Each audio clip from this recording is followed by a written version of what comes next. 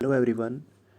बच्चों, दैनिक जीवन में जो हमने कल बताया था कि हम आज करेंगे न्यूटन का जो पहला नियम है उसका का क्या यूजेज है भाई।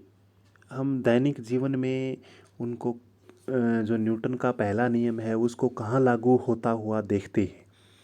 ये मैंने कल भी बताया था आपको। देखिए, अगर कोई व्यक्ति है बस में खड़ा है और अचानक बस चलने लगती है तो वह व्यक्ति पीछे की तरफ गिरेगा। अगर कोई व्यक्ति बस में खड़ा है और अचानक बस चलने लगती है तो वह पीछे की तरफ गिरेगा। इसका कारण क्या है?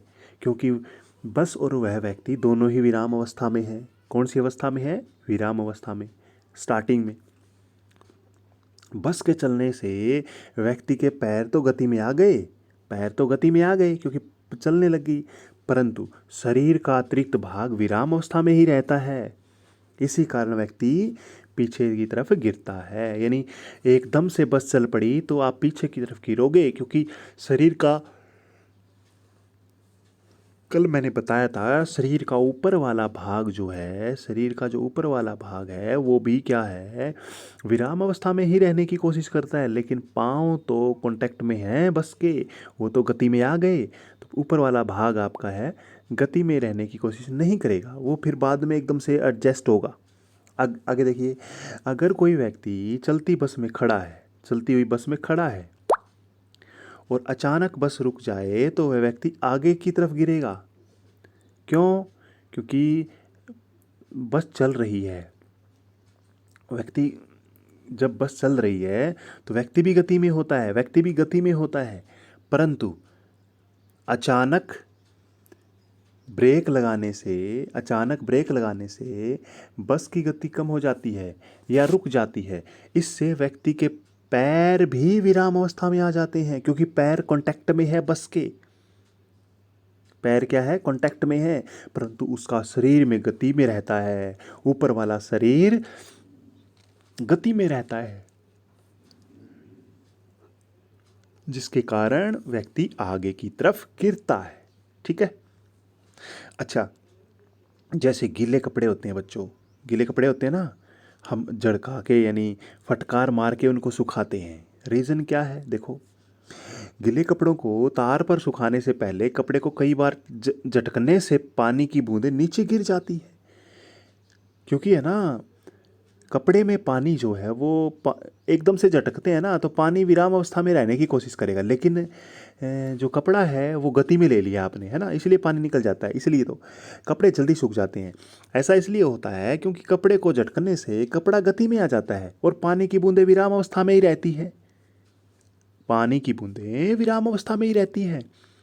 इसी वजह से कपड़े से वो पानी की बूंदें अलग हो जाती हैं और ज़मीन पर गिर जाती हैं। यानी फटकार मारने से कपड़ा तो गति में आ जाएगा, लेकिन पानी की बूंदें गति में नहीं आएंगी, वो कपड़े में से निकल जाएंगी बस।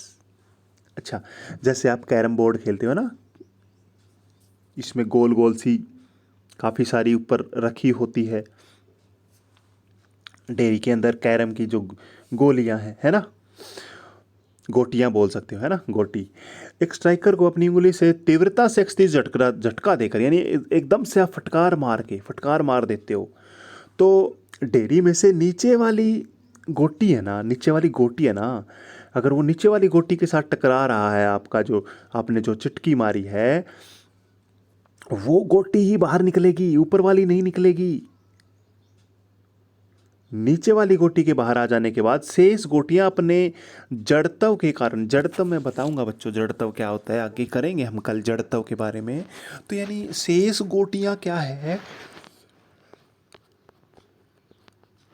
शेष गोटियां तो आपकी विराम अवस्था में रहने की कोशिश करेंगी, लेकिन बच्चों, लेकिन आपने क्या किया, नीचे वाली को गति में ले आए एकदम से झटका मार के, तो नीचे वाली तो फटक से निकल जाएगी और शेष गोटियाँ वहीं रह जाएंगी। ठीक है, आसान है ये तो। कार में सीट बेल्ट यात्रियों को अचानक ब्रेक लगने से लगने वाले झटके की वजह से गिराने से बचाती है। अब कार में है, देखो, कार में है ना, कार चल रही है, गाड़ी यहाँ पर चला रहा है कोई, एकदम से मान लो ब्रेक लगाने पड़ गए, तो सीट बेल्ट है ना, झटका लगने से उसको आगे की तरफ नहीं आने देती। एकदम से झटका लग जाता है तो सीट बेल्ट की वजह से वो आगे की तरफ नहीं आता, झटका नहीं लगने देती। ये सिंपल सा एग्जाम्पल। अच्छा, एक एक्सपेरिमेंट आप घर पर कर सकते हो। क्या कर सकते हो? ये मान लीजिए आपके घर में कोई गिलास है छोटा सा, इधर से ऐसे करके छोटा सा गिलास है। ऊपर आपने क्या करना है, कोई गत्ता लेना है, यहाँ पर इस तरह से कोई गत्ता ले लेना बच्चों। ऐसे कोई गत्ता ले लेना, इसके ऊपर रख देना। ऐसे गत्ता ले लेना, इसके ऊपर रख देना। फिर आपने क्या करना है, इस गत्ते बिल्कुल क्या करना है, ज़्यादा ज़्यादा बड़ा नहीं लेना गत्ता, इसको कवर करना है बस। फिर आपने क्या करना है, 1 या 2 रुपए का कॉइन्स यानी सिक्का सिक्का यहाँ पे रख देना है, ठीक है, गत्ते के ऊपर, गत्ते के ऊपर। फिर है ना, आप चुटकी के द्वारा, यहाँ पर चुटकी के द्वारा यानी उंगली से या चुटकी के द्वारा ये चुटकी मारनी है इसके गत्ते के, एकदम से दूर जाना चाहिए। आप ये देखोगे कि गत्ता तो दूर चला जाएगा, लेकिन है ना सिक्का है ना इस गिलास में गिर जाएगा। रीजन क्या है? रीजन वही है, जड़त्व रीजन है। जड़त्व का मतलब क्या है आगे पढ़ेंगे कल। वैसे चलो मैं बता देता हूँ।